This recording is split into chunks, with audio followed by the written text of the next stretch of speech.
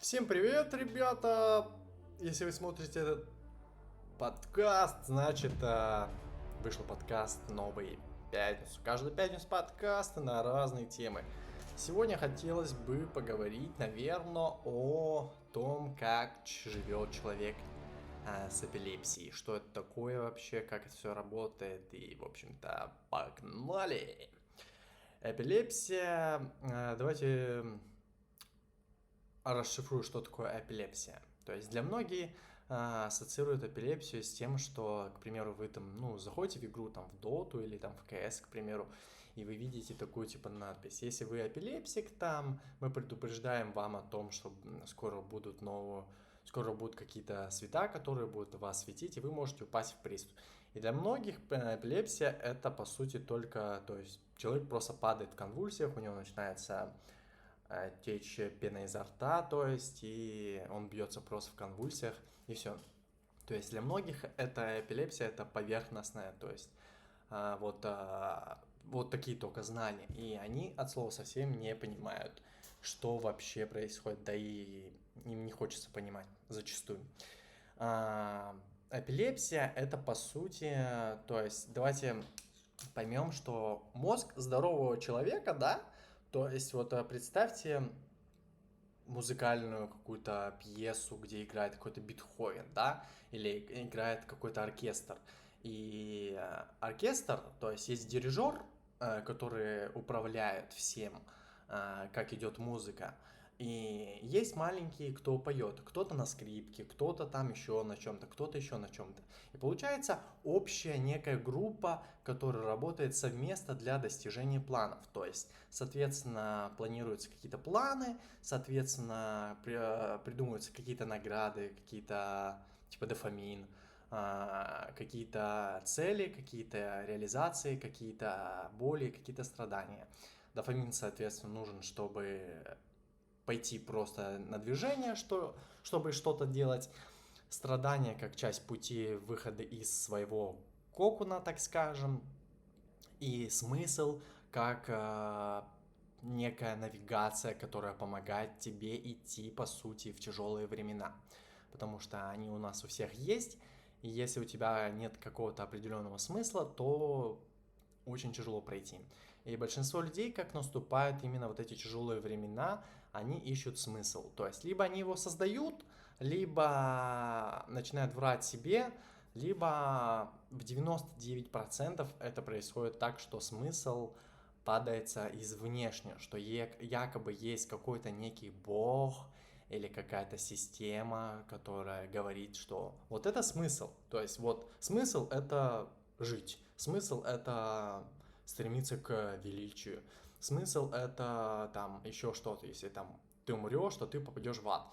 То есть и это банальные, просто обычные смыслы для людей, как некое лекарство от болезни. То есть, и, соответственно, для этого нужно людям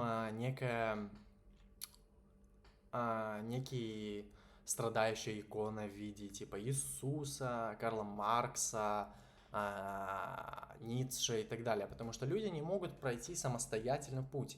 То есть, если они не знают, что кто-то там был, то им тяжело это проходить. Им нужен, чтобы кто-то их вел, некий первый человек. Что, типа, один сказал, я там был, а второй сказал, ну, если он там был, значит, и я буду. В общем, как-то так. А мозг эпилепсика работает совершенно по-другому. То есть от слова совсем. То есть в мозгу эпилепсика, по сути, нет как определенного такого центра. Типа стоит режиссер и дирижирует оркестром. И типа все идет как надо. Вот есть цель, есть работа, есть смысл, есть там еще что-то, и все. И человек держится как бы, у него есть некое общение там с другими людьми, похожими из своей группы там, и вы держитесь в стае, типа, там, и так далее, и так далее. А у эпилепсика, то есть, полный хаос, у него нет определенного центра какого-то, и все это происходит как, если взять вот мозг, представьте, да, вот себе, то если ты с оркестром, то все идет плавно, то есть активность идет в разные стороны, есть определенный центр, все дирижируется, все управляется, но человек зачастую живет не своей жизнью.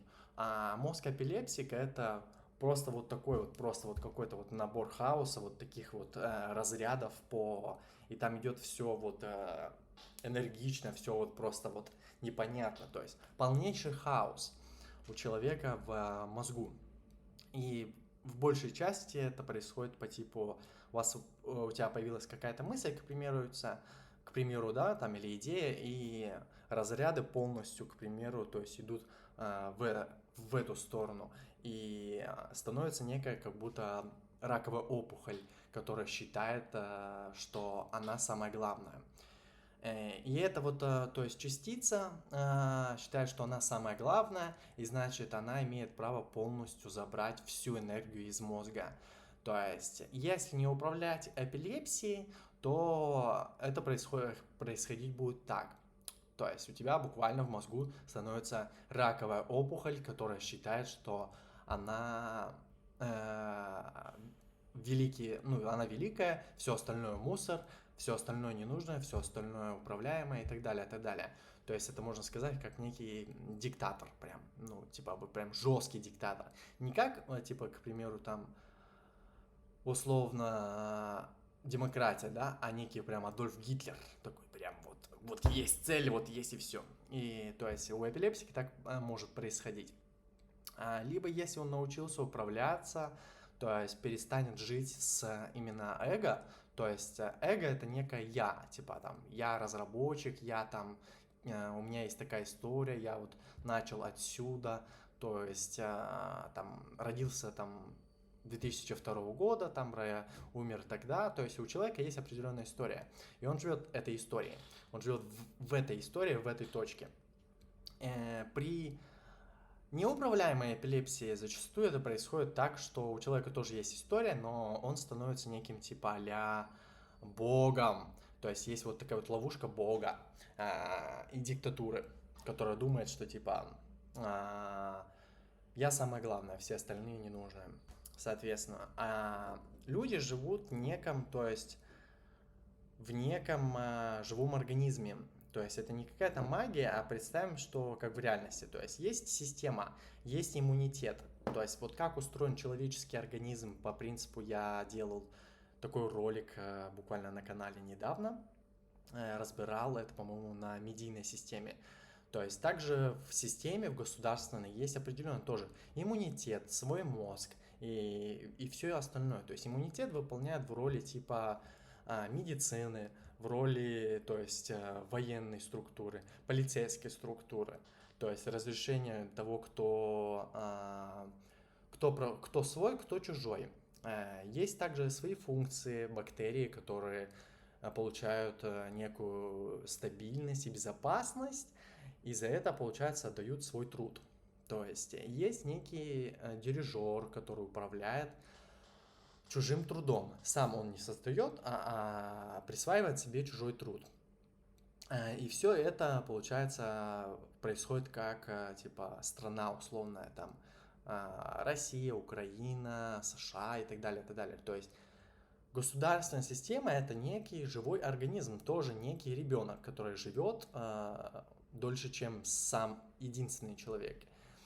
И в большей степени одно эго, допустим, да, одна частица, то есть какой-то там разработчик, какой-то там человек, какой-то там Кирилл или еще что-то, думает, что он центр, потому что он находится только в роли условного разработчика. У него есть работа, у него есть жена, есть ребенок, есть там друзья, есть проблемы, и вот он живет в своем мире, и он думает, что этот мир крутится вокруг него, но в реальности происходит так, что он работает только в одном из миров, которых очень-очень-очень-очень-очень много, то есть очень множество миров разных, которые создают полную картину государства, то есть США, Россия и так далее, и так далее.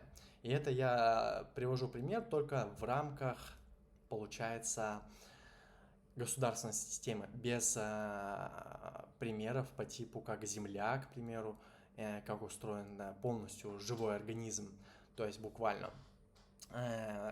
Что происходит, если эпилепсия неконтролируема? Если эпилепсия неконтролируема, человек все это прекрасно понимает, то, что я вам сейчас объяснил, И начинается у него ловушка Бога, что типа, раз я понимаю, значит все остальные мусор, просто обычный расходный мусор. И человек становится некой раковой опухолью для общества. То есть он думает, что он важнее всех. И, соответственно, происходит некая, то есть, диктатура. И в мозгу эпилептика точно так же. То есть это все передается. Я сейчас примерно объяснил, что происходит внешне. Давайте дальше происходит. Если эпилепсия контролируема, в данном случае человек, получается, перестает быть центром. У него нет эго. То есть эгоизма как такового внутри у человека нет. Он понимает, что он всего лишь просто одна из форм, через которую протекают разные роли. Роли разработчика, роли там сына, роли предпринимателя, роли там, мужа и так далее, и так далее. Просто разное множество игр. И в множество разных игр он может быть кем угодно, разным человеком. И он понимает, что все это не я. То есть все вот это вот не я, просто вот обычная игра. И как таковой, получается, он перестает различать одно эго от другого эго. То есть у него все это, получается, создается как общий живой огромный организм, который работает как единая система, так скажем. И он понимает, что он не центр, и все остальное это всего лишь просто очень много разных форм, которые поддерживают создание какого-то одного мира. То есть, но для этого нужно перейти, получается, пройти полностью смерть эгоизма. Это очень тяжело, потому что зачастую эгоизм цепляется за работу, за деньги, за успех, за поражение, за боль, за борьбу, за еще что-то, за девушку, за собственную историю, собственную жизнь, за начало, что якобы есть какое-то начало, и за якобы какой-то конец есть. И все это надо пройти полностью, чтобы эго полностью растворилось и понять, что пройти ПТСР тот же, который приходит после смерти эго, прийти к пробуждению того, что если даже ты чувствуешь, что ты умер внутри, то ты не умер полностью, а умерла просто старая личность, которая там жила в одном мире. Но есть множество и других личностей, которые будут жить в другом мире. Ты можешь сам создать свой собственный мир. Ты можешь условно создавать мир, как и делает этот, к примеру, Маск. Там люди должны жить на Марсе и так далее. То есть, и ты просто идешь дальше, и все, ты понимаешь, что это просто обычное присутствие. То есть, но что творится, получается, в голове у человека с эпилепсией? Он проходит полностью, то есть путь бездны экзистенционального кризиса, который описывал, так скажем, Фридрих Ницше, который описывал Достоевский, который описывал Ван Гог. У него могут быть раздвоения личности поначалу, когда он проходит только путь. У меня точно такое же было, что было несколько личностей, которые действовали в рамках разных, получается, фигур, разных форм, так скажем. Были галлюцинации какие-то голосовые или слуховые или зрительные, то есть потому что мозг эпилептика работает совершенно, то есть по-другому. Он работает как полный хаос. Представьте полный хаос, то есть где нет никакой системы, нет ничего, просто бесконечное множество разных вариантов, вариаций в бесконечном множестве. Невозможно вот полностью разобрать. Соответственно, из этого приходит некое безумие, которое описывал Ван Гог, которое описываю я на данный момент, которое описывал Достоевский, который описывал Ницше и так далее, и так далее. И из этого создается некий миф о том, что эпилепсия – это некая типа плата за гениальность. Это типа признак какого-то там легендарной личности и так далее. Соответственно, и человек, по сути, с эпилепсией проходит всю жизнь, по сути, войну. То есть буквально представьте там Вторую мировую войну условно, да, представьте, как люди в окопах воюют, и только ты это делаешь, получается, внутри себя на каждой основе. Ты можешь, у тебя могут быть слуховые галлюцинации, зрительные галлюцинации, голоса в голове. Ты можешь стоять на ногах и чувствовать, что ты сейчас упадешь. Твои ноги тебя не держат, потому что тело тебя не держит.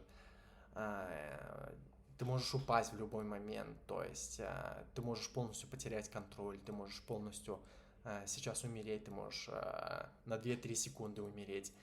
И то есть и человек проходит некую полностью войну, которая никогда не закончится, вне зависимости от его обстоятельств, денежных, финансовых, общения, любви и так далее, и так далее. Человек постоянно в войне, то есть в войне с самим собой. До тех пор, пока он, то есть полностью не пройдет вот этот путь бездны, понимание полного отпущения всего.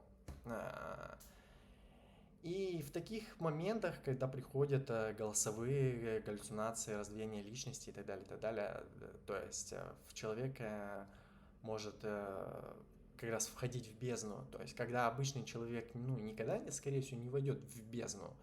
То есть, потому что он живет, то есть в рамках одной роли. Он живет как вот у меня есть история, я тогда родился, у меня тети родители есть, такие друзья были, такие предательства были, такие ошибки были. Вот я там выбрал свою специальность, там менеджер условно, там или еще кем-то был.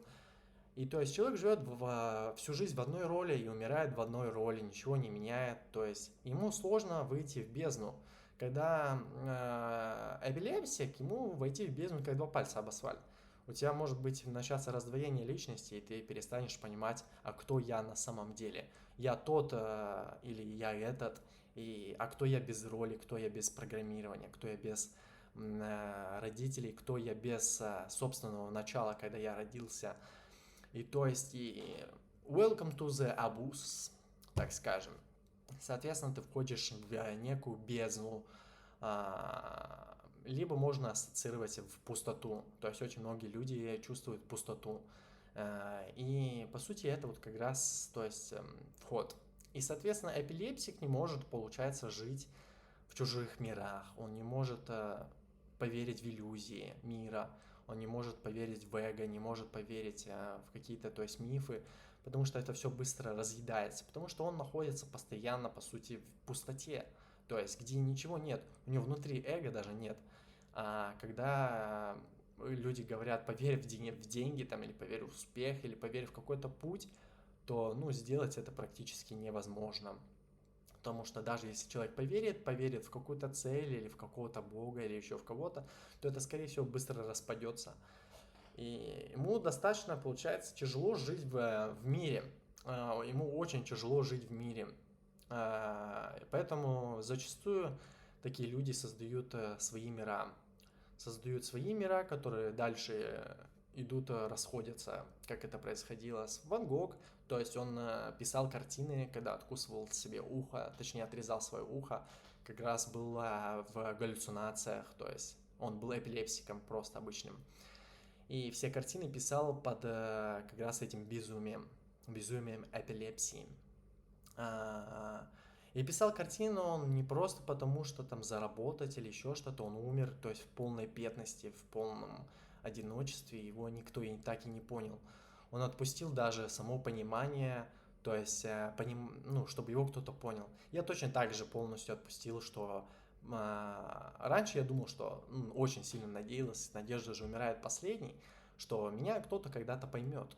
Но в один прекрасный момент я посмотрел на свой пройденный путь со стороны, что у меня в голове происходило и так далее, и понял, что, просто смирился, что, скорее всего, меня никто не поймет. Потому что все, что ты, по сути, переживаешь с данной болезнью, это не то, что действиями описать тяжело, созданием каких-то там картин, созданием каких-то проектов. Тебе просто банально даже словами тяжело передать всю полностью картину. Потому что у языка, у любого, есть определенные рамки. А у эпилепсиков, то есть происходит, картина мира, которую он видит, через которую он призму смотрит, совершенно другая. И зачастую происходит это так, что вот, к примеру, Ван Гог писал свои картины не потому, что там что-то делал, а просто потому, что создавал из пустоты, чтобы просто почувствовать вкус жизни. Он не знал полностью, живет он или не живет. Он не понимал, где он находится и жив он ли все еще, или уже давным-давно умер, и это всего лишь просто обычный сон, который он видит условно, когда ложится спать и включается подсознание. Точно так же Достоевский, точно так же, то есть Цезарь и все остальные личности. И потом, точно так же Маркс. И потом, зачастую, в большинстве случаев эти люди умирают, то есть в полнейшем одиночестве, так и не признанным, так и не пожив, так и не став каким-то там богатым или успешным человеком, и спустя какой-то Бетховен, к примеру, и их начинают там уважать. Их начинают уважать, их начинают мир смотреть и так далее, и так далее. Зачастую это происходит таким образом, получается. Примерно вот так, как происходит жизнь у эпилепсика. И, соответственно, то есть, вроде бы все. На сегодня, я думаю, все. Если вы хотели бы услышать чуть подробнее о жизни эпилепсика, что у него происходит внутри, я был бы рад, если вы оставите комментарии, поставите лайк, подпишитесь на канал и напишите в комментарии, что мы хотим продолжения. То есть задавайте вопросы, я отвечу. То есть я живу уже с эпилепсией, лет 8-9 точно. Она у меня, получается, родилась от менингита. Я болел, в свою очередь, менингитом несколько раз, и это все развилось, то есть, и обретла эпилепсию. Так что вот так. Пишите свои вопросы, и я постараюсь на них ответить. До скорых новых встреч. Увидимся в следующую пятницу. Когда этот подкаст выйдет, я не уверен.